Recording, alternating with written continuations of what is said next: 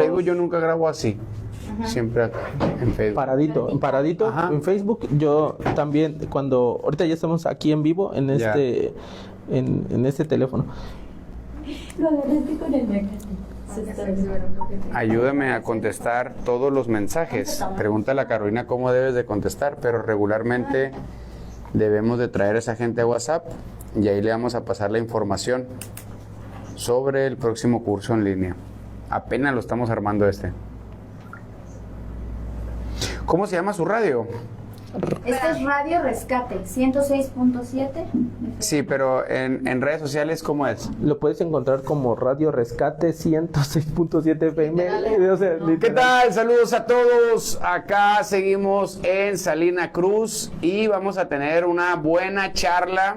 Vamos a tocar algunos temas. Vamos a relacionar el seguimiento familiar con la parábola del hijo pródigo, a ver cómo sale. Aquí voy a poner las redes sociales de la radio, una radio muy buena que nos va a entrevistar aquí, un ministerio que trabajan arduamente por las almas, las vidas y por todo lo que se les ponga enfrente. ¿Qué andamos con estos muchachones? Miren. ¡Saludos! Y luego el buen programador. ¿Cómo te llamas, mijo? Jonathan, hermano. Eso, Chihuahua, el amigo de David. El amigo. El incondicional. Muy bien.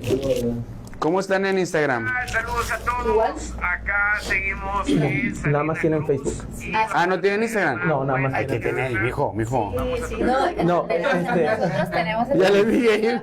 A ver, déjame buscarlos en Facebook para ponerle. de hecho en el promo sí logramos etiquetar la página, la de Instagram, la tuya. ¿Cómo se llaman? ¿Cómo están en Facebook? En Facebook somos dos, Radio Rescate. Ajá. Radio Rescate. Ajá. 106. Ahí está. Programa Noticias para extender el reino de Dios. Esa es, ¿no? No, Está Ah, ¿no? buenísimo el nombre. pero- Ese. Ok. Sí, Sí. hay que modificar. Ese mero. Y también hay una de Radio Hunter, puro internet. Ah, sí. Hay que tener Instagram, ¿eh? Sí. TikTok, Instagram, todo. TikTok es como... Sí, o Sí, sí. ahí vas a crecer mucho. Sí. TikTok. Sí, no, tienen que meterse en esas dos. Jonathan, Sí o sí. ¿Tienes otro? Copiar en las. ahorita fue tu Instagram? Sí, estoy como Tato Valderrama en Instagram. Creo que De hecho, mandamos ahorita Una colaboración. para colaboración en la promo de la radio ¿Así por dónde? por Instagram. Ah, sí, ahorita la voy a ver. Ajá. No, ese más quiere más alto, ¿no? Sí, un poquito más alto. Le voy a poner otra calcita, a ver. A ver. A ver cómo se va. ¿Cómo es mucho? Ahí está, ándale. Ah, ahí ya está vimos. perfecto. El queso oaxaqueño. Sí. Ok, ahí está. Yo te mandé del personal que manejamos para el. Aquí voy a ver. Luis, ¿eres tú? Exactamente. Ahí viene la promo que hicimos para el día de hoy. Aleluya. Sí, la voy a subir a mi historia, pero no la pongo en el feed porque subo puros reels en el No hay feed. problema, sí. Ahí ya la subí, mira. Ujú. No la había revisado. Los micrófonos todavía no abres o sí. así se encuentra el logo. Sí, no, ya la puse ahí. Vas a ver que acabo de etiquetarte, te van a seguir varias personas ahí. Gracias. Allá en el cuartito acá al lado. Sí, sobre Con cuidado, despacio. Sí, ahí tengo mi ujier personal. Una medida cangreja, hermano, por un mosco. ¿Solamente tienen a él? Sí, 8 tienen? 9. Y el buen Ander. Ya ha participado aquí tiene un episodio cuando fue el Día de los Niños el año pasado. Ah, ok. Por cuidado, pero acuérdate que está En grabando. la Ándale. conferencia, la primera, vimos las fotos de Luna. Sí. Pero el nene no me Te sé veías el nombre mejor, te del veías nene. mejor. Aslan. Ay, sí, sí, es cierto. Lo Sí, dije. León. Sí, ¿verdad? Mira, me acordé. Ese le metido el chicle Drácula. Ya se le cayó su peinado, Chiqui Drácula. De Ander guapo. Ay, Dios mío. Bueno, Señor. Estoy listo, ¿eh? sí. Bueno, yo no. ¿Qué me dice? Metes la intro, ¿no? Por favor. Que ahorita nos vamos. ¿Quieres apoyarla acá? No, porque se tapa. No, déjalo. Se va a tapar. No, nada más si está bien cuadrado, pero como está de frente no hay problema, ¿no? WhatsApp web. Si no, con cualquiera, no hay ningún problema. Sí, ya. Ahí está. ¿Ya va a entrar, hermano? Sí. A ver. A la de 3, 2, 1. Va. Hola, ¿qué tal? Buenas tardes. Estamos aquí en la estación de Radio Rescate 106.7 FM para todo el bello puerto de Salina Cruz y todo alrededor hasta donde llegue esta señal de Radio Rescate, una señal que viene de lo alto. El día de hoy tenemos un episodio nuevo y estás, recuerden, tu programa Esperanza para la Familia. Una vez más, aquí comenzamos este episodio especial. Tenemos invitado especial, tenemos a alguien que nos va a encantar compartir el día de hoy nuestro programa. Y primeramente, Monse, bienvenida, ¿cómo estás? Todo bien, amor, por acá. Y bueno, hoy no apretó tanto el calor acá en el puerto y qué bueno que ya está sintonizando la estación 106.7 FM y mantente conectado durante todo el programa porque vamos a estar abordando temas bastante interesantes para la familia y sobre todo para cosas que acomplejan a los padres, a los hijos, adolescentes. Y mira qué cosa tan maravillosa, y tenemos un invitado hoy, es cierto, estamos de fiesta hoy. Precisamente el tema de hoy, el episodio de hoy, que es un episodio especial, en un momento más les presento a nuestro querido invitado, se llama Anexado el niño, tapado el pozo. Y ahorita vamos a comenzar. Primero que nada, déjenme presentarles aquí a nuestro invitado, Tato Valderrama. Bienvenido a las instalaciones de esta casa que es Rescate de Dios, a este programa que es Esperanza para la Familia. ¿Cómo estás? ¿Cómo te encuentras? Yo siempre me encuentro bien y siempre estoy bien, gracias a Dios. Gracias a Dios. Dinos, en este día, en esta tarde, ¿cómo te ha tratado Salina Cruz? ¿Cómo te ha tratado esta parte de Oaxaca? Tú vienes desde Hermosillo, ¿verdad? Ajá, pues muy bien, la verdad que es gente muy linda, tienen un trato muy sensible a las personas.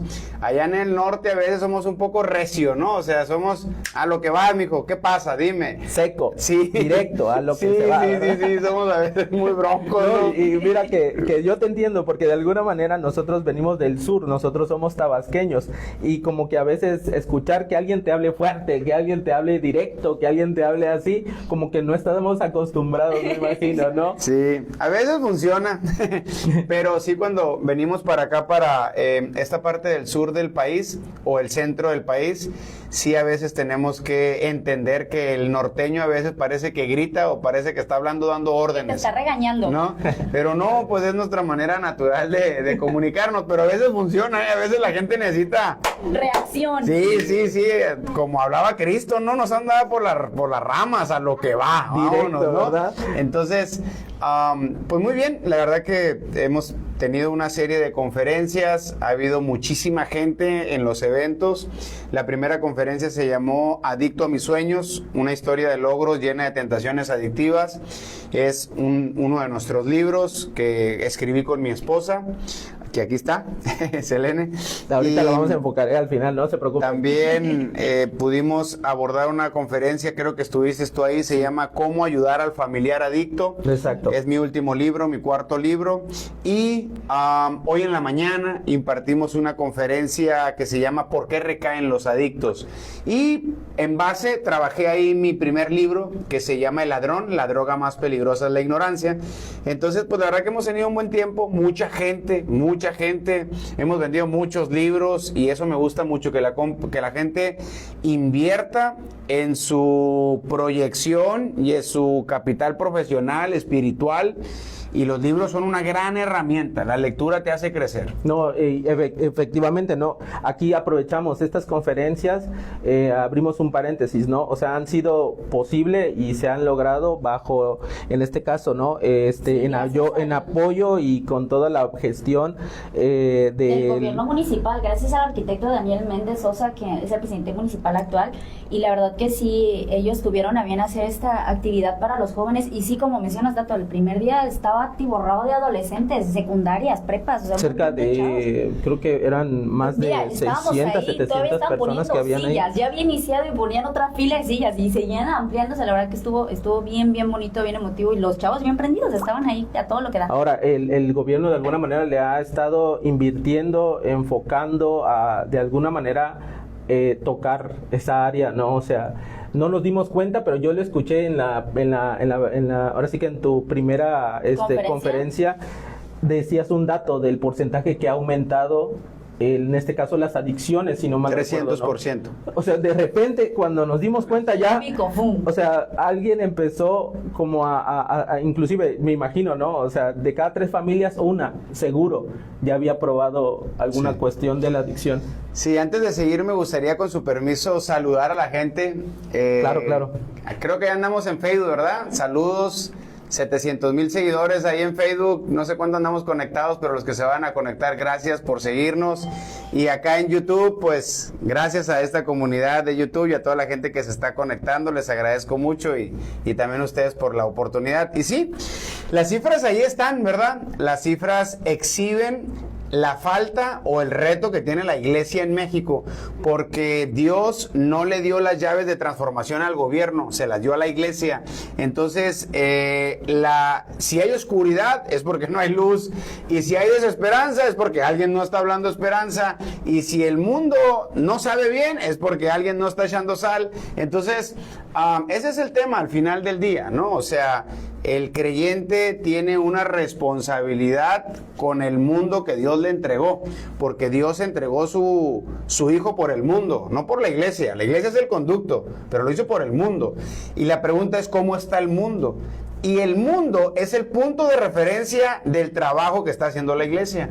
Bueno, si en tu localidad las cifras están aumentando así, pues hay que preguntarnos los creyentes qué estamos haciendo, ¿no? Exacto. No, inclusive que ya también parte de esos igual creyentes en algún momento dejaron de ser creyentes y cayeron, ya sea de una restauración que ya había, o que de alguna manera volvieron atrás y dijeron, pues me quedo en este mundo, ¿no?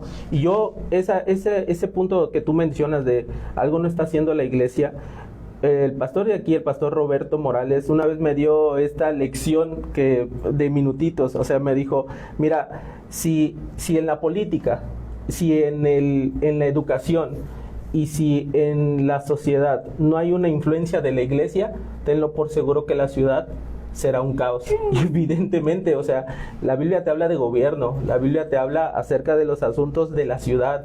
Habían leyes establecidas para el tipo de cohabitar, ¿no? O sea, entre en este caso, ¿no? Entre el pueblo judío, ¿no? Y te habla también acerca de la enseñanza. O sea, si quitamos a Dios en medio de eso, pues entonces vas a tener lo que hoy se te va a reflejar, una sociedad que va a perder valores. O sea, que desgraciadamente, bueno, en el sentido de que tenemos cómo alcanzar 700,000 personas, ¿no?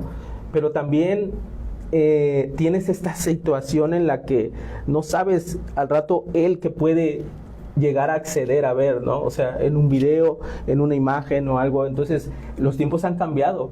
Y como bien dices, ya no es la iglesia primitiva donde se escondían, donde tenían que huir, donde tenían que salvarse la vida, ¿no? Pero ahora creo que es un desafío y me gusta porque en tu conferencia yo escuchaba perfectamente esa parte que decías, no puedes tú separar la parte espiritual en este proceso de restauración. Claro.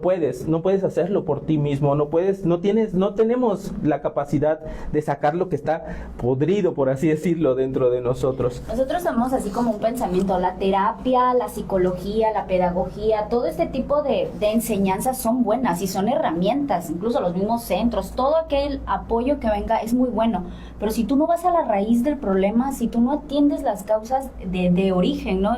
Hablando precisamente a la humanidad, una humanidad caída que tal vez no quiere considerar la idea del pecado, le huye a pensar, no me hables de pecado, no me hables de religión. Bueno, pero porque precisamente la iglesia no ha estado ahí para presentar la defensa, no ha estado ahí para decir, hey, esta es la manera de atender.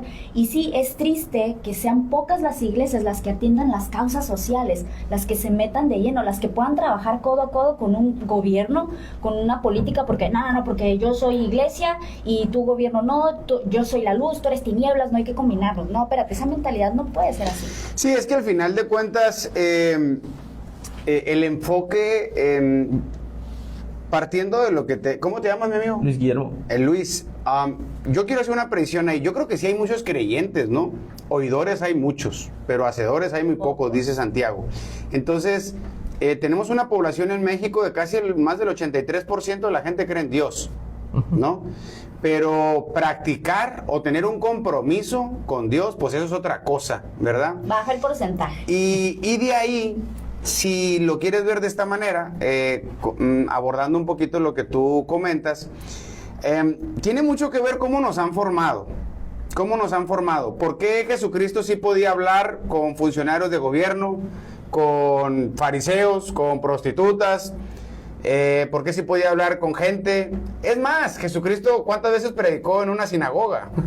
Creo que entró 2 veces y la última vez que entró pateó las bancas. No sé por qué nos encanta andar hablando de Dios y casi el 90 o el 95% de los mensajes espirituales están dentro de 4 paredes. Y o sea, no sé de dónde sacamos eso, pues. Y no salimos, y no vamos a donde está la persona que nos No hay necesita. un solo milagro registrado en el Nuevo Testamento dentro de un templo. Y el más cerca fue en el templo de la Hermosa y fue afuera. No tengo oro ni tengo plata, de lo que tengo te doy en el nombre de Jesús. Sé sano, Pedro ahí con el minusválido, ¿no? Entonces no sé de dónde sacamos esta idea de que vengan, y todo dentro de estas 4 paredes a lo que le han llamado iglesia. La iglesia no puede ser un lugar y ahí empieza todo el problema. La iglesia somos tú y yo y el Espíritu presente hablando, adorando a Dios con nuestro estilo de vida. O sea, la iglesia no son las paredes ni es el cemento. La iglesia soy yo, es mi templo, el cuerpo es donde habita el Espíritu Santo. Y cuando yo entiendo eso, yo a mi hijo o a mi hija no los puedo educar en que el domingo van a ir a la iglesia, porque cuando salgan de la iglesia ya no van a ser la iglesia. Si la iglesia es un lugar, entonces pues soy la iglesia 2 horas a la semana. Por eso mis hijos dicen, voy a la congregación, porque la iglesia es esto, la iglesia es mi casa, la iglesia es lo que tú vistes ayer. La formación que yo le... Claro, ahí hicimos la iglesia. Jesucristo hacía la iglesia donde iba. Entonces, realmente traemos un problema de enseñanza de origen que no sé de dónde salió, porque la iglesia revolucionaria, la que transformó al mundo, esa iglesia que no tenía pantallas, que no tenía internet, que no tenía retiros, no tenía Biblia, la iglesia del libro de los Hechos. Nada más tenía la presencia del Espíritu Santo. No tenían nada. Bueno, ¿por qué esos cuates revolucionaron al mundo y nosotros no? Número 1, estaban dispuestos a arriesgar su vida. Número 2, la iglesia era un movimiento imparable, no lo podías parar. Constantino puso las 4 paredes para poder controlar a la iglesia y ahí empezó el problema. Le dijo, si pueden predicar, ahí. Donde yo... Ahí, claro, pues, por eso llegó una pandemia, cierran la iglesia y la gente se quedó sin buscar a Dios. Y la iglesia tuvo que buscar las redes sociales para entonces abrir y predicar y hacer, pero si no ocurre la pandemia, muchas iglesias hubieran quedado sin... Entonces, las cosas han cambiado, pero el mensaje no ha cambiado, el mensaje es el mismo. Exacto. Necesitamos el amor de Dios. Entonces, más que palabras, tenemos que llegar a un punto, creo yo, a un punto donde logremos predicar tan bien que no tengamos que hablar. Que lo modelemos. Por supuesto, lo que hacen ustedes aquí. Somos. Ayudan a la gente, sirven a la gente, porque la gente no va a ver a Dios, te va a ver a ti, pues. Ey. Tú eres el embajador, tú eres la embajadora. No, o sea, la gente no lo va a ver físicamente, pues no lo veo ni yo, ¿verdad? Lo veo con los ojos de la fe, ¿verdad? Y a veces tengo mis dudas, como todo, soy ser humano, pero la gente me tiene que ver a mí y yo soy los que los llevo a Cristo, ¿no? Y ya el Espíritu Santo hace la transformación. Pero tú y yo somos los puentes. Entonces, la gente te cree por lo que haces, no por lo que dices. Y yo creo que ese es el tema de hoy, ¿no? O sea, tenemos que pasar de predicar tanto a hacer más, ¿no? Aunque igual sí hay algo que es peligroso dentro de este ámbito, que yo creo que ha afectado también a la iglesia, cuando se crean estos extremos y cuando hasta inclusive se pervierte la esencia de lo que es verdaderamente Cristo. O sea, creo que hoy en día tienes tantas denominaciones y tienes sectarismo. Tienes esta cuestión que disminuye al final de cuentas un potencial del Evangelio, porque el Evangelio es puro poder, el Evangelio es poder de Dios, citado literalmente. Entonces, si el Evangelio es de alguna manera puesto en una vitrina donde pues pudiera utilizarse, ¿no?, con otro fin, entonces tienes este problema de que se levantan líderes, se levantan personas que empiezan a hacer doctrinas humanas, y estas doctrinas humanas terminan, quieras o no, engañando, como dice la palabra. Muchos vendrán y serán engañados por causa de estos falsos maestros, por estas causas de que se va a levantar. Y creo que eso es inevitable, porque también el Señor lo mencionó. O sea, Él iba a hacer distinción, ¿no?, entre el trigo y la cizaña. O sea, aunque parecían iguales, aunque tienen la misma forma, pero al final de cuentas, algo que tú dijiste ahorita, hay que hacer más, pero basado en un fruto que el Espíritu Santo te guía. Una de las cosas que hiciste ayer que me impactaron muchísimo en tu conferencia fue hacer algo tan simple pero tan significativo. O sea, creo que eso el Señor también eso hacía, pues hacía cosas muy simples pero trascendían de una manera muy, muy fuerte. No sé si lo puedo compartir porque de alguna manera es parte de la conferencia. Al final... No, comparte lo que quieras. Perfecto. Al final haces una invitación, ¿no?, a la gente que se pongan de frente. Eso es algo dificilísimo para muchas personas, verse a los ojos, o sea, un extraño totalmente así. Porque pidió que fuera con alguien de que no fueran conocidos. Sí, que no fueras conocido, ¿no? Con alguien que no sea conocido. Ahí ves a todo el mundo buscando ve de frente, o sea, ve de frente a esa persona. Y bueno, ok, ya que la ves de frente, dices, quiero que le cuentes tu historia más triste, la historia más triste que tú tengas. Yo eso jamás lo había vivido, déjame decirte. Tener que contárselo a alguien, algo que es tan profundo del corazón, algo que es una situación tan personal. Y si lo haces, de alguna manera, hay algo que Dios toma el control en ese momento. Porque hubieron muchas personas tocadas, o sea, vieron muchas personas abriendo su corazón. Mi esposa fue una de ellas que le tocó ver en esa parte. Y abrazar a una de las chicas. O sea, y ahí entra también, o sea, muchos dirán con cierto recelo, ¿no? O sea, yo no quiero hacer eso porque quizás lo que voy a decir es muy vergonzoso, es muy lamentable, ¿no? Pero el que lo hizo, pues verdaderamente ahí, inclusive no sabemos qué estará pasando en el corazón, pero entiendo yo que la obra del Espíritu Santo también se manifiesta de esa manera. Entonces, eso para mí resalta también la parte en la que cada uno contribuye de una forma para el reino de Dios, en lo que Dios te ha llamado, ¿no? Sí, es que al final del día, en la vulnerabilidad es donde Dios se magnifica, ¿no? Entonces, en los problemas del hombre, Dios se glorifica. Entonces, a medida que podamos mostrarnos vulnerables genuinamente, la gente se expone de una manera en la que pues tiene que socorrer a Dios, ¿verdad? Y muchos fue lo que hicimos en un momento de nuestras vidas. Si yo soy un líder que siempre me estoy mostrando como todo lo hago bien, todo me sale bien, familia perfecta, vida perfecta, todo está bien y hasta cierto punto puedo vivir de una apariencia, ¿cómo me voy a relacionar con el que no está todo bien, el que necesita ayuda de su familia, el que tiene su hijo en rehabilitación, el que tiene su esposo que le es infiel? ¿Cómo se va a poder relacionar conmigo si no le comparto mi experiencia de lo que estoy viviendo? Diría mi pastor Gregorio, diría, cuenta las buenas, pero también cuenta las malas. Sí, es que eso es parte del problema. O sea, hemos creado un sistema de hacer iglesia que ni siquiera es bíblico.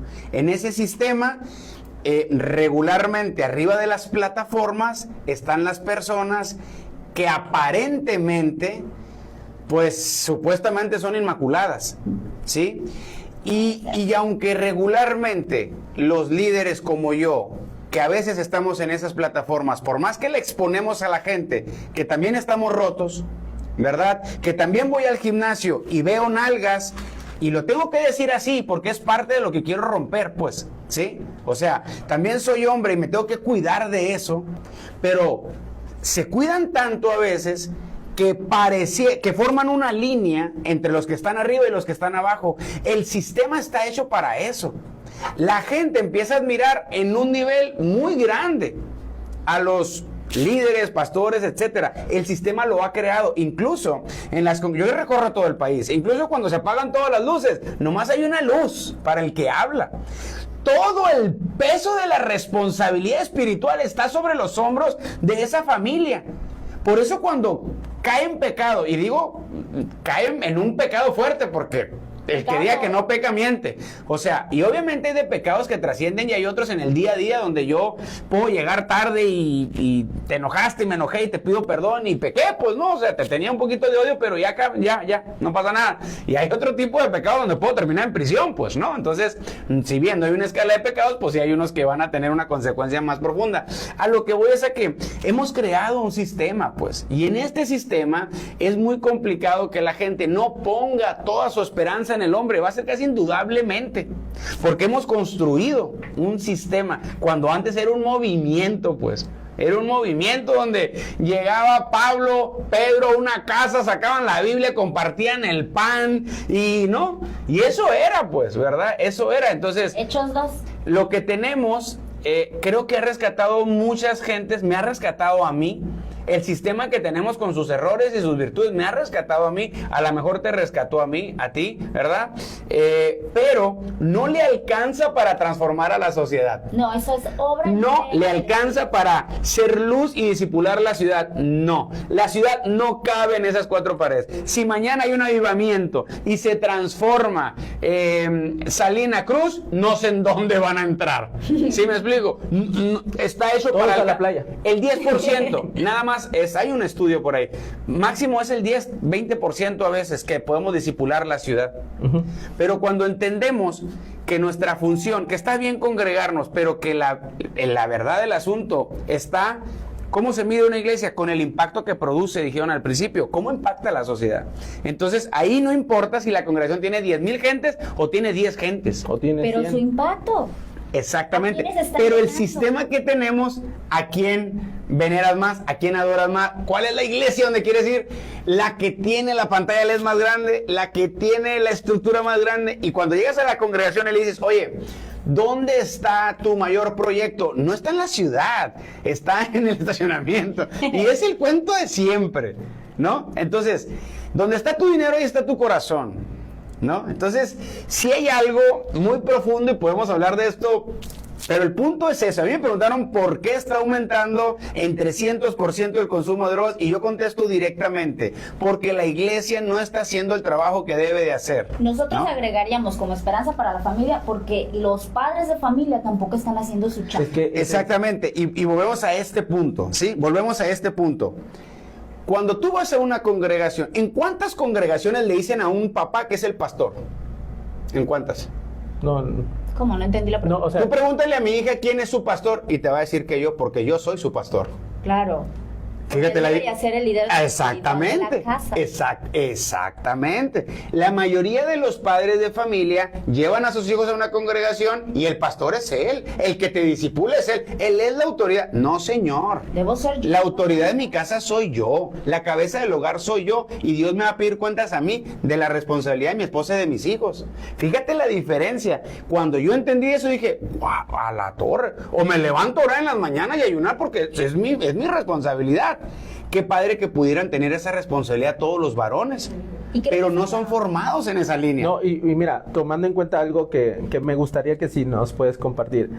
Tú en algún momento mencionabas, ¿no? En la conferencia tu trasfondo, de dónde vienes, pero en esa etapa cuando conoces al Señor, o sea, ¿cómo fue para ti el encontrar a Cristo en tu vida? ¿Y en qué etapa fue? ¿Por qué te lo pregunto? Porque, como bien decías, o sea, el sistema puede estar medio tambaleante, ¿verdad? Pero venimos de ese sistema. Sí, no, y a O muchos sea, nos ha funcionado. Y déjame decirte, o sea, que puede ser de cualquier otro tipo de, inclusive denominación, lo que tú quieras, pero, o sea, creo que Dios en alguna manera, cuando Él nos llama, porque sé que te llamó a ti, nos llama a cada uno de nosotros. Esa parte es la que quisiera que si nos compartes, porque hay mucha gente que no entiende para qué Dios llega a nuestras vidas. Y tomando en cuenta lo que mencionaba mi esposa, o sea, tú vas a las iglesias y las iglesias, ¿qué es lo más que hay? Mujeres. ¿Quiénes son las que están sirviendo? Mujeres. Estamos en el mes del junio. papá, de junio, ¿no? Y todos esos episodios anteriores hemos dedicado a hablar del papá. y muchas veces encontramos esta resistencia más en el hombre a la fe. En tu caso, ¿cómo fue? En mi caso, hubo 3 personas que me hablaron en el lenguaje que yo necesitaba escuchar, ¿no? O sea, soy músico, rapero, y Fermín Cuarto fue uno de ellos, quien me evangelizó en un backstage. También un amigo mío que en aquel tiempo era un drogadicto empedernido, para que veas que uno no tiene que cambiar para ser usado por Dios. Dios te puede usar siendo la persona que eres, ¿no? Cuando tienes una dosis de disposición. Y él también me dio un disco de funky, mi maestro de aquel tiempo, y por ahí empezó. Y luego 2 semanas después llega funky a la ciudad, y luego 20 días después llega Fermín a la ciudad. Entonces esos fueron mis primeros encuentros. Visité a mi hermano en centros de rehabilitación y ahí conocí a un señor que se llama Luis Carrasco. Él estaba predicando a Cristo ahí. También me gustó la manera, el denuedo con el que él se expresaba. Más adelante yo andaba rebotando en la vida y me metieron a una escuela que le decían el Arca de Noé porque eran puros animales. Una escuela así de inglés, nomás para que no estuvieran perdiendo el tiempo los morros. Ahí iba yo y ahí estaba un hombre que arriesgó su trabajo para predicar el evangelio en la escuela. Era el maestro de inglés y nos hablaba de la Biblia, Elías Castillo. Esa fue la gente que me llevó un día a una congregación. ¿Por qué nuestro ministerio impacta a la sociedad como está? Estamos en 8 estados de la República. ¿Por qué nos hemos metido al sistema escolar y estamos dentro del sistema con valores espirituales?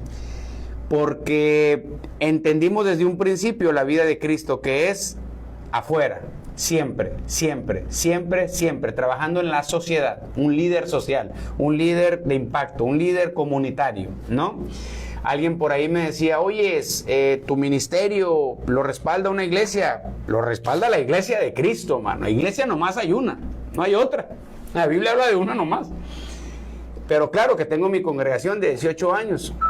A lo que voy es a que siempre entendí que el trabajo estaba afuera, que la necesidad estaba afuera, que la congregación era una gasolinera espiritual donde uno llega a cargar el tanque, era una escuela o a veces era un escuadrón para llevar a preparar tus armas, ¿verdad?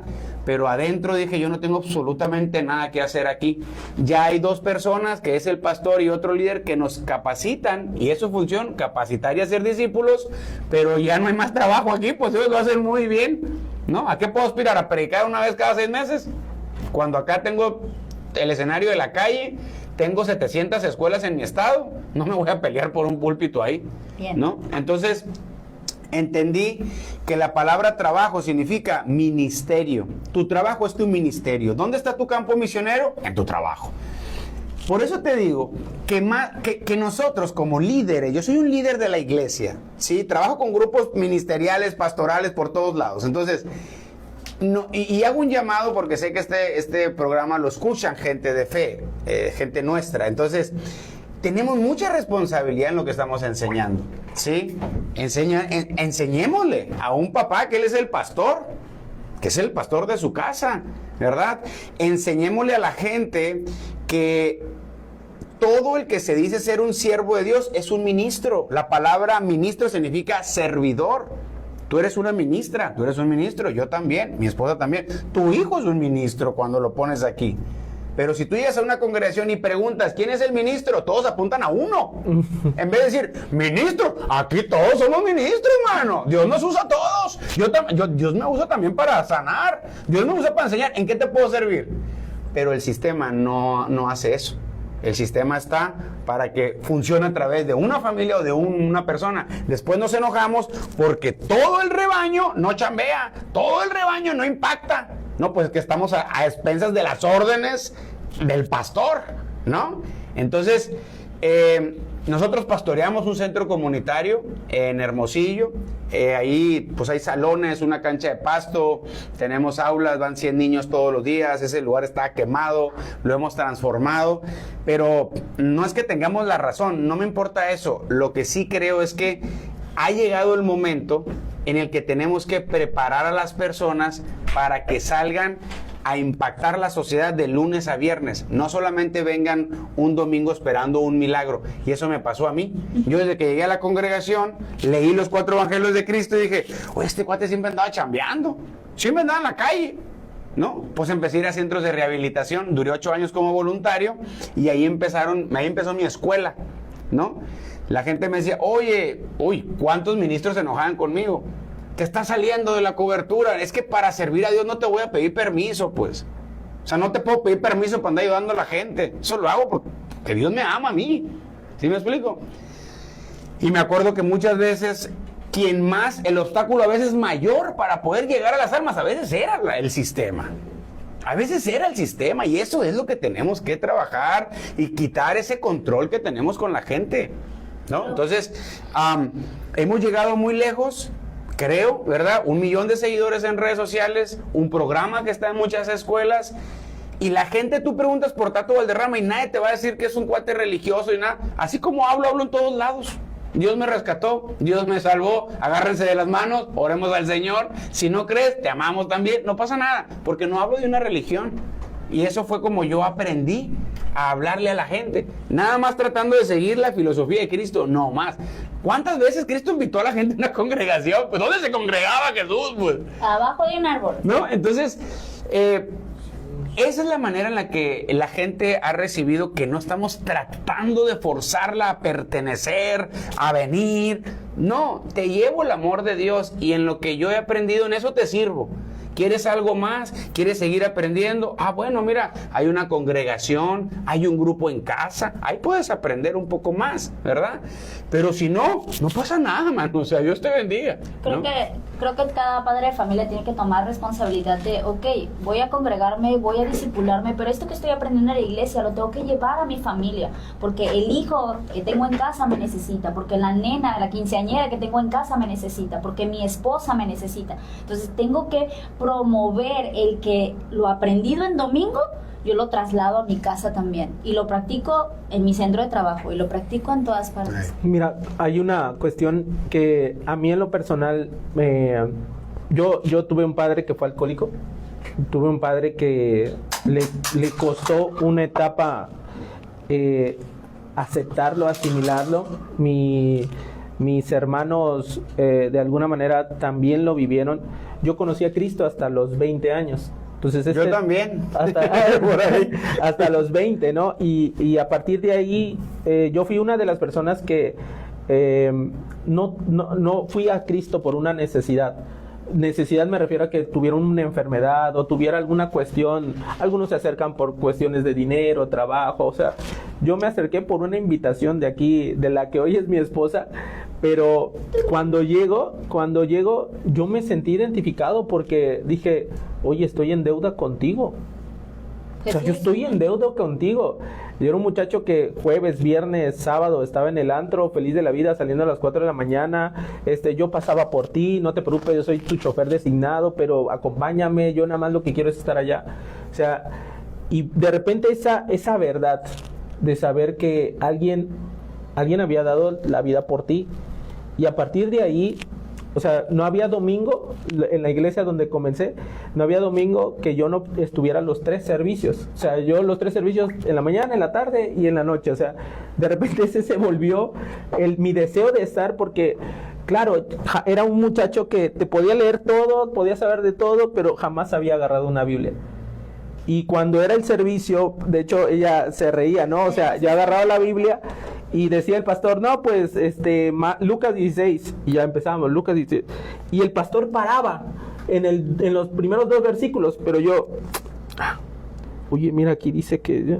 Y yo me seguía leyendo porque nunca tuve el hábito de lectura en mi casa ni nada. Tuve muchísima libertad. Claro que yo me aventaba en los servicios, o sea, quizá mi inconsciente estaba escuchando por allá. Nosotros codeándolo, ¿no? Así de que ya deja de leer, presta atención, ¿no? Pero yo estaba impactado de estas verdades que leía, porque como bien dices, mi tradición, lo que había escuchado iba en contra de lo que estaba acá. Y yo me preguntaba dentro de mí mismo, decía, pero esto no me lo han enseñado. O sea, yo estudié en escuelas de monjas, secundaria, prepa, y ese tipo de religión que al final de cuentas te da un entendimiento de las cosas, te da un conocimiento, más bien, quizá no entendimiento, un conocimiento, pero ya cuando la verdad viene a tu vida y te permite relacionarla con tu situación, porque lo primero que pensé yo fue, oye, esta verdad la tiene que saber mi familia, tienen que saber que hemos vivido engañados, tienen que saber que no estamos haciendo las cosas, o sea, podemos decir Dios y Dios y Dios, pero pues a lo mejor y Dios jamás ha estado reflejado en nuestras acciones, en nuestro tipo de vida, ¿no? O sea, hoy en día que ya tienes oportunidad de impactar personas, hoy en día que ya tienes oportunidad de conocer estas situaciones, hoy decía yo, ¿cómo verdaderamente un rehabilitado está rehabilitado? O sea, yo decía, ¿cómo? Porque yo vi a mi papá entrar a un grupo de cuarto y quinto paso para salir de ahí. Y le duró 15 días la sobriedad. Pero después volvió a caer y empezó otra vez de poquito en poquito. Quizá no era la persona que nos llevó a una pobreza, pero sí, por ejemplo, sí vivimos tiempos de escasez. Vivimos tiempos en las que había muchas deudas, en las que hubo mucho conflicto matrimonial, en las que por causa de un vicio había el deseo de no estar en tu casa, el deseo de no pertenecer ahí, de no querer estar, porque al final de cuentas quizá entrabas a tu hogar y lo único que había era 1 litro de leche, pero siempre había un six, una cerveza, ¿no? O sea, esa parte a mí me encantaría comentarlo, porque cuando yo leo esta historia del hijo pródigo, me doy cuenta que hay mucha semejanza en ello. Me doy cuenta que hay un hijo, que puede ser cualquier persona de nosotros, que busca su propia necesidad, que busca su propia egoísmo, que busca su propio deseo de satisfacción, ¿no? ¿Qué es lo que le impulsa? Y se olvida de su familia completamente, ¿no? Se olvida del padre, se olvida del hermano, se olvida de todas las cosas. Y en ese sentido, tú que has podido estar, mencionaste los anexos que has estado, no me imagino cuántas historias no te pudiste relacionar, empapar, ¿no? Vienes de un trasfondo que nos comentabas, ¿no? Allá en las conferencias. Pero desde este punto de vista, cuando Dios te permite trabajar en el corazón de esos hombres, ¿cómo has visto tú esa restauración? Mira, ya entrando en el tema, después de 30 minutos, ¿no? Entrando en el tema de las adicciones, que es en el tema en el que yo creo que puedo sumar un poco más. Hace algún tiempo, cuando yo servía en centros de rehabilitación, hubo un momento en el que dejé de ir a servir porque pensaba que mi trabajo no servía, porque la mayoría recaían, pues, ¿no? Le invertíamos tiempo, energía, recursos, esfuerzos, sábados, y los volví a ver en la calle, los veía que salían del centro y regresaban. Y llegó un momento en que me enojé con Dios y me agarré unas vacaciones como de 4 meses, ¿no? Y con el paso del tiempo, Dios me permitía ver. Un día llegué a Coppel y me tocó que llegó un vato ahí. ¿Qué onda? Me dijo, oye, a mí me ha servido, yo estuve allá en tus servicios, Dios me llamó, me llenó, me congrego. Y de repente Dios me daba esas perlas, ¿no? Decir, órale, realmente pues sí valió la pena, ¿verdad? Pero más allá de eso, un día estaba leyendo la palabra de Dios y entendí el proceso de por qué la gente cuando recibe a Cristo no es libre. Está interesante, ¿verdad? Que pensaríamos que es así, pero realmente no es así. O sea, y lo voy a demostrar bíblicamente. Yo decía, bueno, la gente conoce la verdad. Yo los veo igual.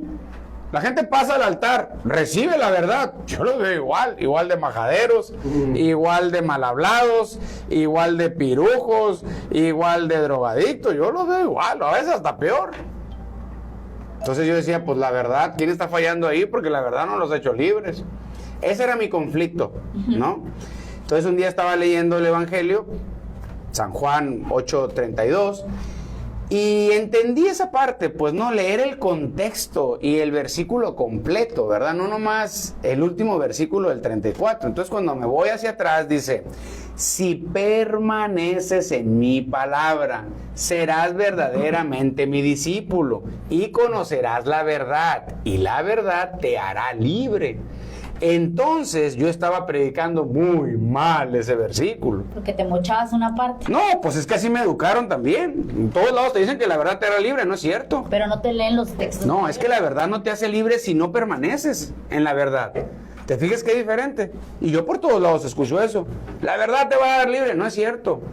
La verdad te hace libre cuando permaneces en la verdad. El que habita el abrigo del Altísimo, no el que visita el abrigo del Altísimo, morará bajo la sombra del Omnipotente. Entonces, pues eso me cayó como un balde de agua helada y ahí voy otra vez, ¿verdad, muchachos? Necesitamos permanecer. El que permanece en que en la palabra. Yo te garantizo libertad. Yo, como vendedor del evangelio, ¿no? Como comunicador de la palabra, yo te garantizo la libertad si permaneces en la palabra de Dios. Número uno, si eres discípulo de quién, de Tato, jamás, de Cristo. Entonces, yo te garantizo que vas a ser libre. Y ya no es tan fácil llegar a la libertad, no es gratis.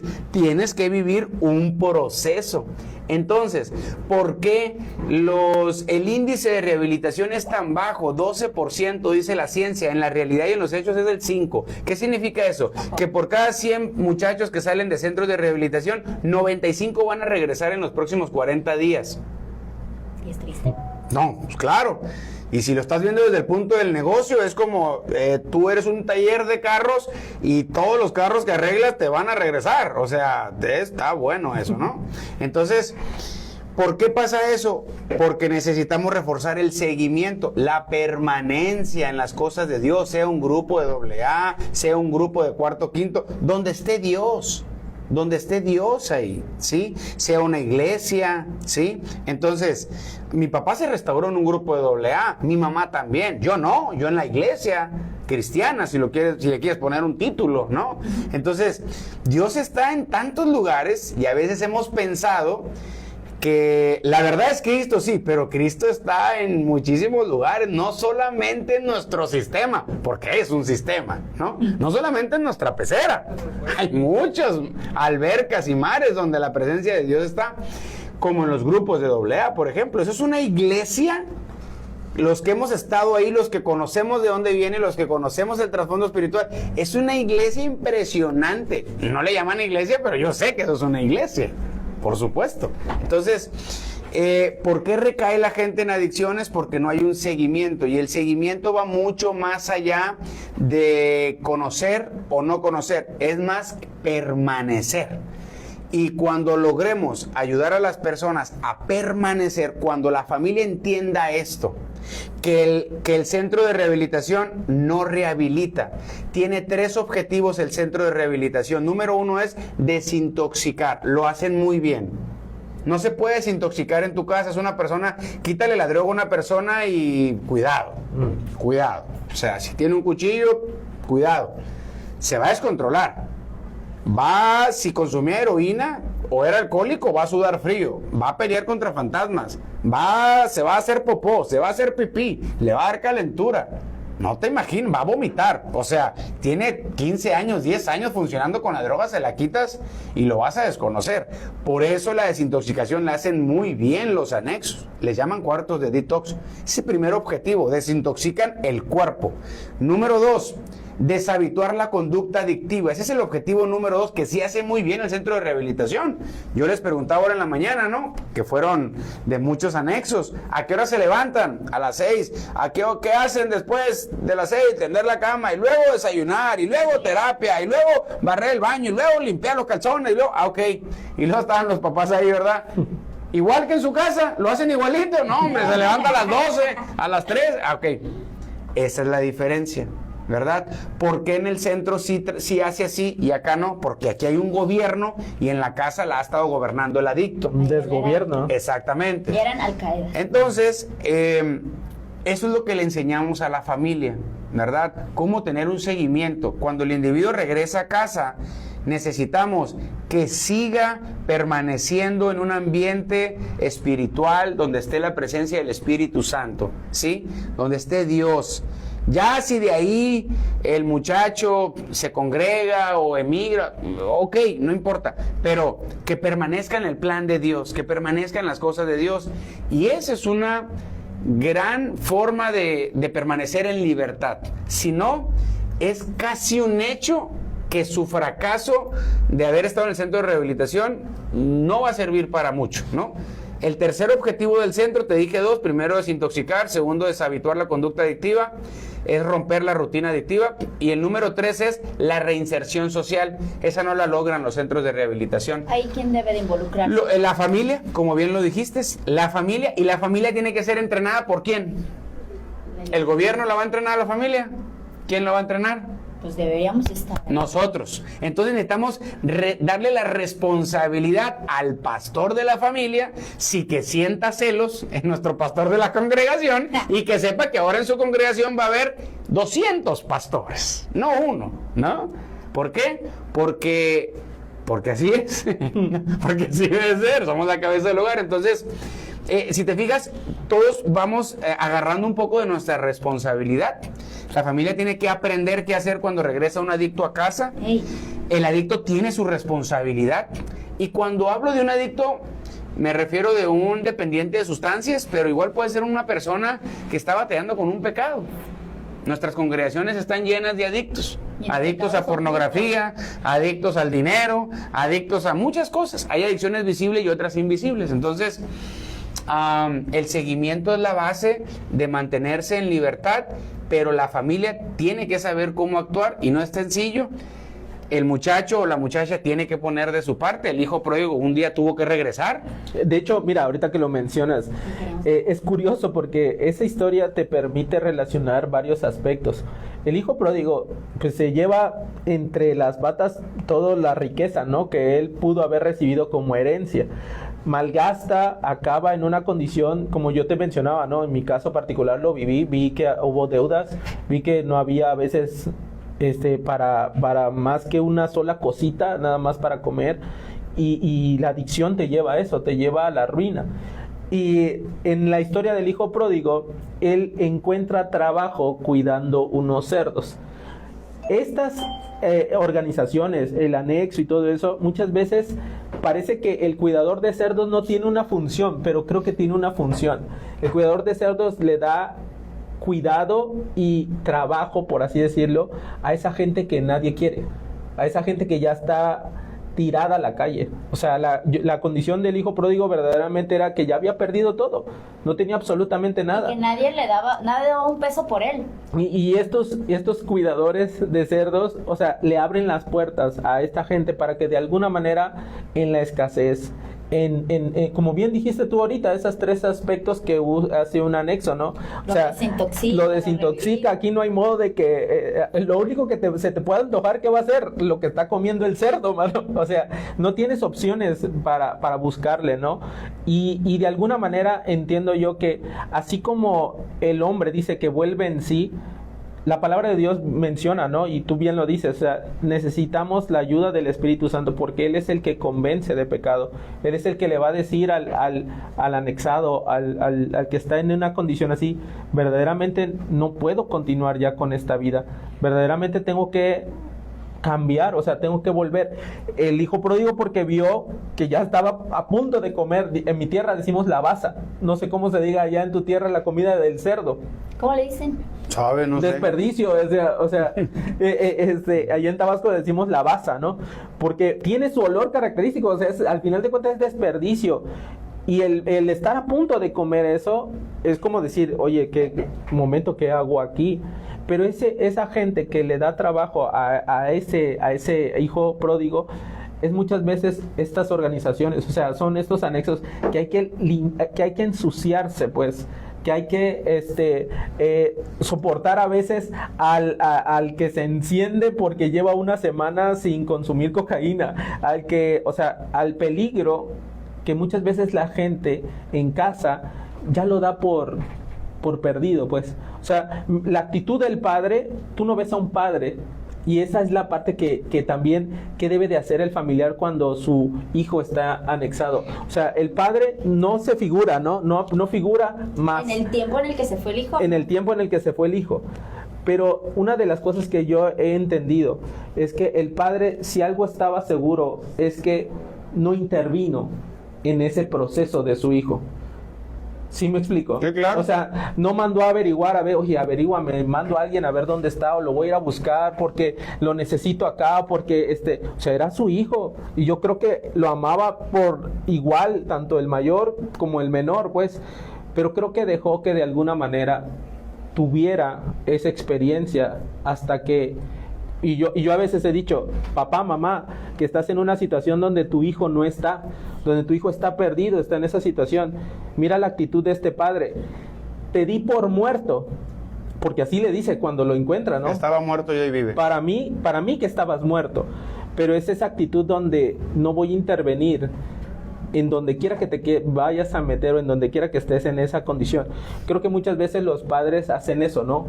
Se meten en esa condición donde por culpa, mencionabas, ¿no? Por varios aspectos, ¿no? Culpa, miedo y justificación. Son las principales, ¿no? Que el padre muchas veces siente que él debió o que él de alguna manera estaba haciendo o permitiendo o que inclusive los pudo haber conducido a esa vida, ¿no?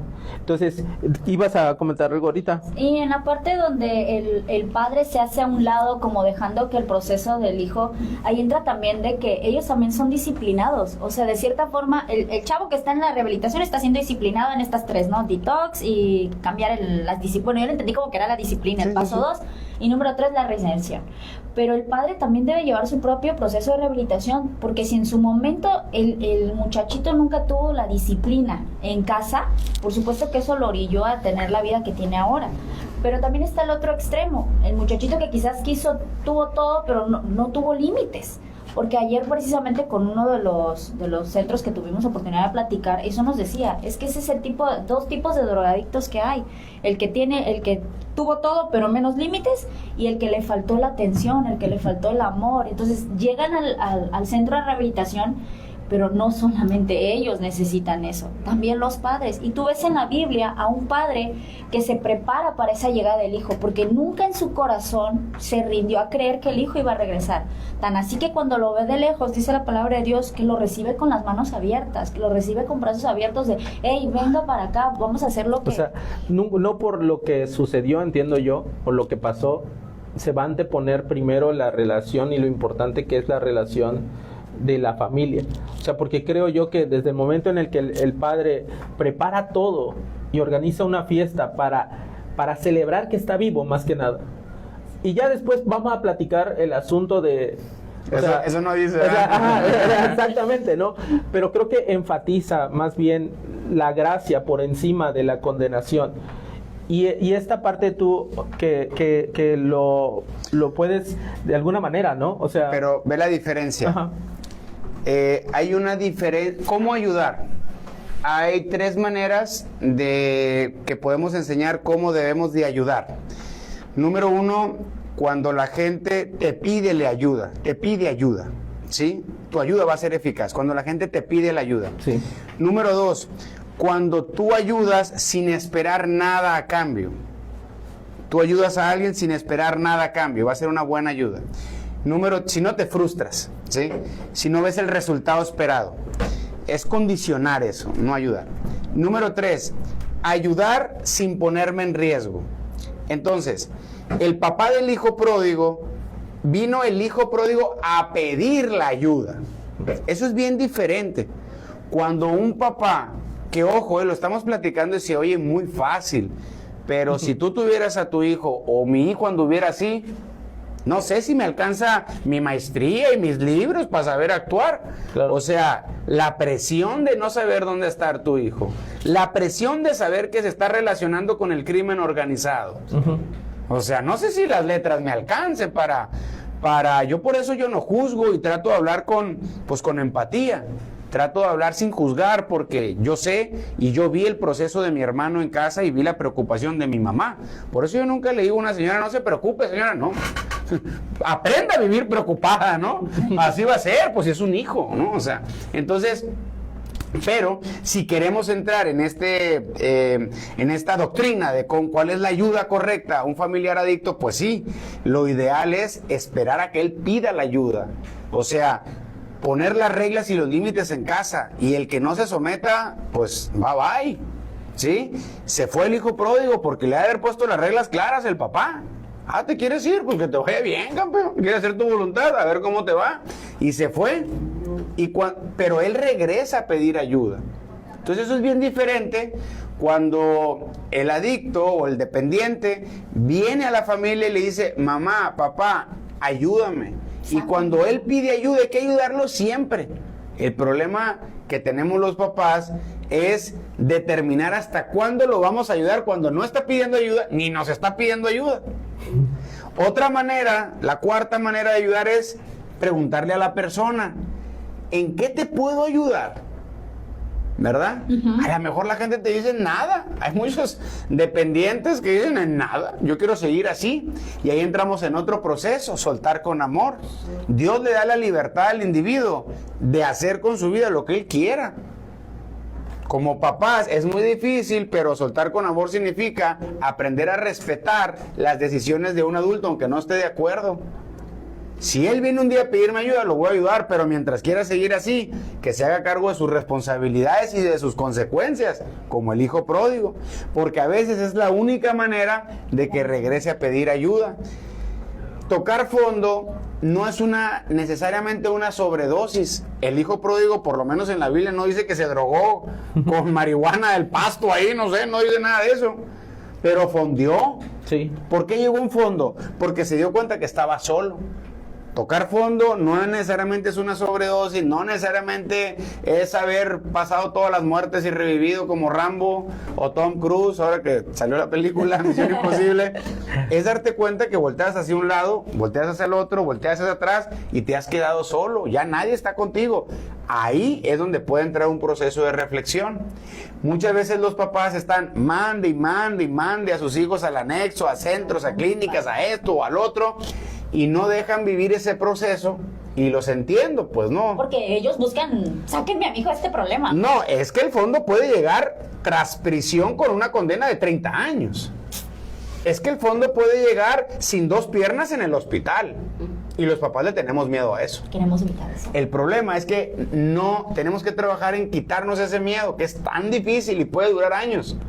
Pero necesito llenarme de Dios, porque si no el miedo me va a manipular y no lo voy a ayudar desde una posición sana. Sí, y mi amor se hace malsano, se hace un amor con miedo, y ahí trabaja el enemigo. Y el perfecto Claro. amor de Dios. ¿Te fijas que es tan difícil, tan complejo? Por eso hay que hacer prevención de adicciones, porque el tema de la rehabilitación... O sea, ya es pudiendo Bien complejo. tapar el pozo antes para que el niño no se ahogue, creo que es más productivo y más fácil que llevarlo a ese punto, ¿no? De decir, porque va a costar dinero, porque va a costar lágrimas, porque va, o sea, ya hasta qué punto quieres Y no llegar, te garantiza.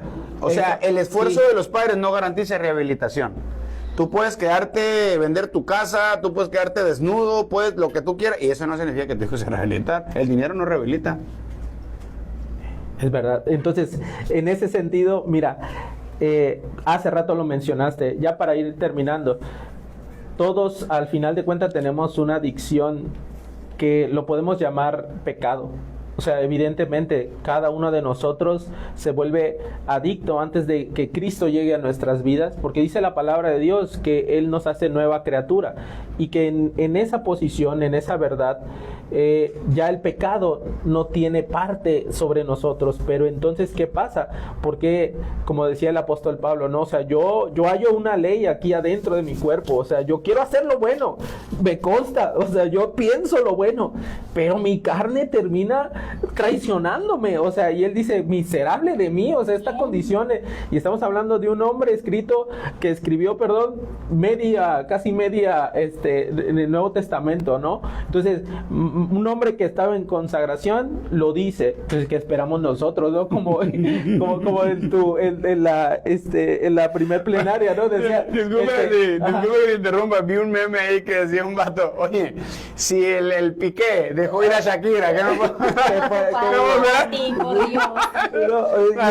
Me acordé porque mencionas el segundo que fue a la luna, ¿no? O sea, sí.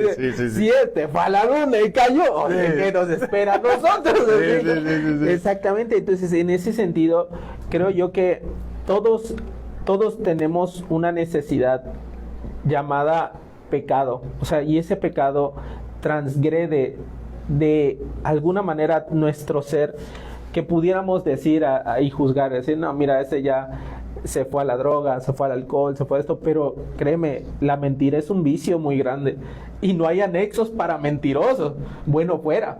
O el chisme puede ser un vicio, o puede ser, en este caso, ¿no? O sea, un problema de inmoralidad sexual, puede ser una situación así. Y esta necesidad de no tener que... Me encanta lo que tienen como fundación, porque no mencionamos tu fundación, pero la fundación se llama... Amor y Convicción. Exacto. Y esta visión que tú mencionas, ¿no? De decir, oye, yo quiero, o queremos más bien, que en las escuelas hay una materia que diga prevención de adicción, prevención de adicciones se llama, ¿no? O sea, la idea, ¿no? Es cierto, o sea, necesitamos enseñarle a nuestros hijos, oye, allá afuera hay una realidad, hijo, allá afuera hay un hombre que va a hacer pasar por tu amigo, que se va a hacer pasar por alguien en confianza, que te va a ofrecer algo que te puede esclavizar, que te puede producir el desastre para tu vida, ¿no? Y no, muchas veces no voy a estar yo al pendiente. Entonces, ¿por qué? Y esta es la parte en la que yo analizaba, ¿por qué no se hace una materia? ¿Por qué no se hace parte de un estudio? Porque no lo vemos como necesidad, desgraciadamente. Si lo viéramos como necesidad, ¿sabes qué es una necesidad? Que aprenda a sumar, que aprenda a multiplicar, que aprenda a leer, que aprenda esto, pero que aprenda inglés. Pero oye, ¿sabes qué? Vamos a convertir el conocimiento sobre las adicciones, sobre los problemas de familia, sobre las consecuencias que genera y todo este proceso de restauración, oye, vamos a hacérselo ver, porque al menos tendrás la noción algún día cuando te enfrentes a ese punto donde tengas que escoger y decir sí o no, porque probablemente papá y mamá no estén en ese momento, ¿no? O sea, y no vamos a estar ahí supervisándolo, ¿no? Pero cada uno de nosotros fue expuesto a esa situación. Sí, ¿cuándo te das cuenta? Cuando hay una visión de iglesia y una visión de reino, que son dos cosas distintas. La visión de iglesia está enfocada en el beneficio de las cuatro paredes, las comodidades, va a acabar pronto. La visión de reino tiene la función de impactar la sociedad, a los creyentes, a los no creyentes, a todos, ¿no? Entonces, cuando tienes una visión de reino, la gente se une, porque no es tu visión. Es una visión que va a beneficiar a tus generaciones, a todo el mundo. Todo el mundo se beneficia cuando un morro y una morra no se drogan. Sí. Todos. Es un delincuente menos, es un embarazo preadolescente menos, es ausentismo laboral menos, es un cuate que anda manejando inconscientemente menos, es un chorro de cosas menos. Un homicida menos, o sea... Un violentador menos, un abusador menos, ¿sí? Entonces, esa es la diferencia, ¿verdad? Y yo creo que hay muchísimos hombres y mujeres de Dios que tienen estas visiones y que muchas veces esperan la palomita, ¿verdad?, de su líder, o la palomita o el apoyo de los que se supone que los deben de apoyar, y mi mensaje para ellos es: ustedes tienen el apoyo de Dios. O sea, la gente que nos ha apoyado a nosotros, muchos de ellos, la mayoría creo que son de la religión católica, y tengo con ellos trabajando 11 años, y hay otros cristianos y bienvenidos, y son budistas, testigos, no me importa. Si tú quieres prevenir las adicciones, vente. ¿Qué haces? ¿No? Sabes, creo que lo que nace de Dios es imparable. Sí, por ahí va. Y todas las cosas vienen a funcionar a favor, y hay puertas que se abren, hay puertas que se dan. O sea, se cierran otras, pero otras Dios las abre, porque creo, como bien dices, o sea, es Dios desarrollando un propósito que Él tiene, ¿no? Y al final de cuentas somos servidores y toda tu gloria, Señor, no permitas que yo te la quite, ¿no? O sea, que yo sea ese instrumento que almacene alguito, un poquito de esa gloria, ¿no? Al final de cuentas eres tú el que lo hace, eres tú el que toca los corazones. Y esa es la parte que bueno, para terminar, ¿no? Nuestro enfoque como Esperanza para la Familia siempre ha sido ir al núcleo de la sociedad, ir a ese papá, a esa mamá, a ese joven, a ese muchacho que ya está mayor. O sea, hacerle ver que en Dios el propósito suyo, el llamado que tengan, independientemente de lo que sea, tú tienes un llamado para ir y llevarle una palabra de esperanza a alguien que está en una condición quizá ya de adicción, pero también te escucha la madre que está sufriendo, te escucha el padre que está sufriendo, o te escucha también otro joven que dice, oye, ayer me tentaron, ¿no? Ayer me pasaron ahí, y puede ser que no sabemos el impacto que tenga nuestras palabras, pero al final de cuentas, como Dios está empujándonos y llevándonos, ¿no?, hacia ese propósito, llega una persona que te dice, oye, escucho lo que tú dices, escucho lo que tú hablas, y mira, me ha servido para esto, me ha servido para el otro. Al final de cuentas, yo también te entiendo, porque tenemos a veces muchas dudas de lo que verdaderamente vamos a hacer para el Señor.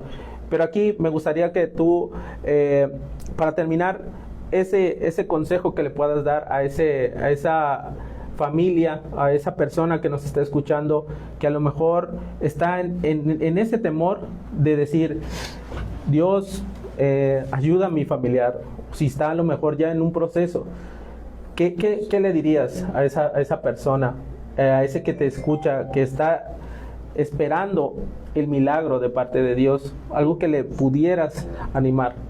Pues bueno, si sirve de algo una opinión, a mí me gusta mucho buscar a Dios antes que el milagro. O sea, buscar a Dios primeramente, no el milagro, ¿no? Entonces, cuando tenemos una situación que produce tanta desesperanza como un familiar en una adicción, buscamos el milagro, todo se mueve alrededor del milagro. Y entonces, pues, nuestra relación con Dios se basa en lo que yo voy a recibir de parte de Dios. Tarde o temprano esa fe va a caer, porque, pues, no sabes si tu familiar se va a rehabilitar o no. Pues estás poniendo la esperanza en algo que puede tambalear. No, pues es en la conveniencia, pues. Estás poniendo la esperanza en la billetera, pues, ¿no? O sea, es como, dame el trabajo. Y yo he estado en esa posición, y yo creo que la misma necesidad nos llama a eso, ¿verdad? La preocupación y todo eso. Pero si logramos tener una relación con Dios por lo que Él es, y aprender a disfrutar su presencia por lo que Él es, yo creo que vamos a empezar a recibir una paz, un amor que va a echar fuera el temor, y con el paso del tiempo las cosas vendrán por añadidura. Yo no digo que esté mal pedir, todos pedimos, pedir y se os dará, tocar y se os abrirá, buscar y encontrarás.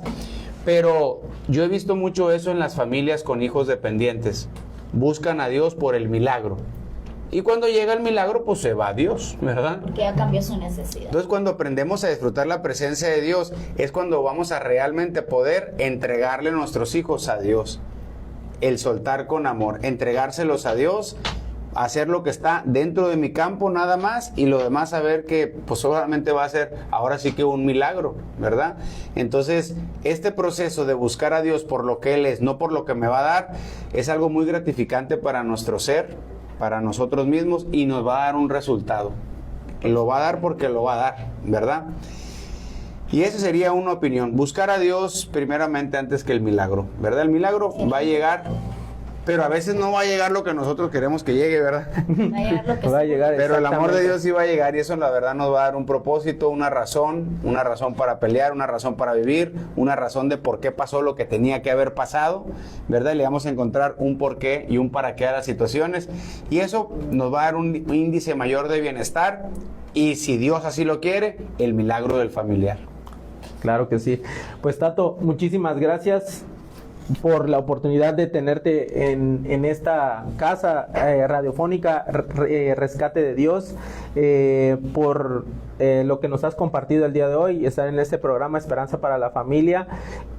Nosotros no tenemos la dicha, el gusto de conocerte, pero vemos, al menos de mi parte, veo que Dios usa tu ministerio, usa tu vida, usa el llamado a lo que estás haciendo, y cuando alguien está en su llamado, creo que no importa la adversidad, no importa las circunstancias, las situaciones que uno pueda estar atravesando, uno encuentra ese gozo de servirle al Señor y que Él te permita seguir trabajando en los corazones de todos aquellos que Él te permita compartirles tanto tu vivencia, tus experiencias, y también más que nada la palabra de Dios, como el día de ayer lo pudiste hacer. Dios te bendiga. Gracias, un amigo. gustazo. Muchas gracias. Es tu casa, aquí tienes nuestro programa para lo que necesites, lo que se pueda difundir, y pues vamos a despedirnos a todas las personas que estuvieron en el en vivo, a cada uno de ellos, Dios me los bendiga. Este fue su programa Esperanza para la Familia. Y recuerda que siempre, siempre hay Esperanza para la Familia. Dios te bendiga. Dios. ¿Qué rol vas a poner, Jonathan?